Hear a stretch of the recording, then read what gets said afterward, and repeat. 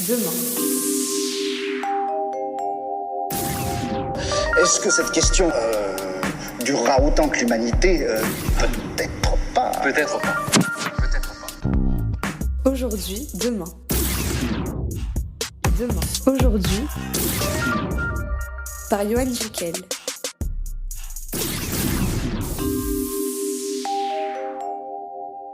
Hello mes petits pangolins. Nouveau jour de confinement, tandis que Balkany à peine libérés se retrouvent à nouveau enfermés et que d'autres sortent de leur chambre et ont l'impression de communiquer avec le monde extérieur et qu'une grande partie de l'humanité redécouvre enfin l'importance de respirer, la nature reprend son souffle. Adieu SUV, bonjour gallinacés et corvidés, la faune abonde.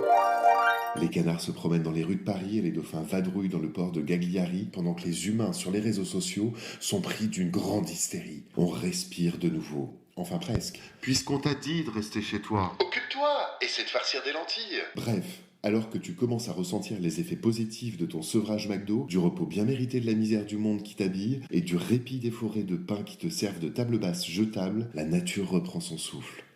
Il y a moyen d'être fier. Ah bah c'est vrai. Et il y a le temps de réfléchir aussi. Ah bah c'est vrai aussi. Réfléchir à ce que l'on va faire de sa journée pour ne pas qu'elle ressemble à un jour sans fin. Et réfléchir aussi aux causes de cette crise sanitaire mondiale. Alors tu me diras, c'est quoi le rapport entre l'écologie et le coronavirus? Eh bien le Covid-19, c'est ce qu'on appelle une zoonose. Oui, une zoonose. Une maladie issue du monde animal. Une maladie écologique si tu préfères quoi. Une maladie liée à la surconsommation, à l'extension de l'habitat humain, à la déforestation et à l'artificialisation des sols qui provoque de plus en plus d'interactions entre les humains et le monde sauvage. Enfin, ce qu'il en reste. Oui, parce qu'en 40 ans, nous avons perdu 60% des populations d'animaux. En gros, une espèce animale ou de plante disparaît toutes les 20 minutes. C'est-à-dire à chaque fois que tu te lèves de ton canapé pour aller dans le frigo et que tu te demandes ce que tu vas encore bien pouvoir manger pour t'occuper en cette période de confinement. Et là, si tu penses que ta consommation n'a pas d'effet sur le monde entier, eh bien là, tu commences à comprendre que comme les organes du corps humain, quand il y en a un qui défaille, ça provoque des réactions en chaîne.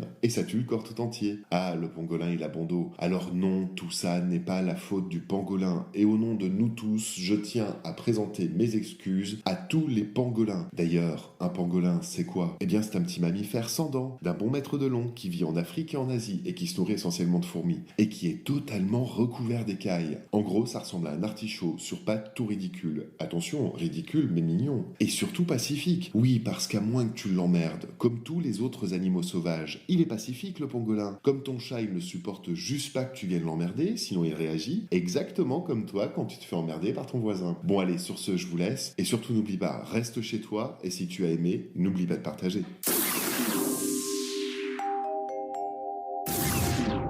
Pour réécouter ou écouter ces podcasts, rendez-vous sur toutes les plateformes. Et si vous voulez discuter de ce que nous sommes devenus et inventer demain, aujourd'hui autrement, on se retrouve sur Facebook.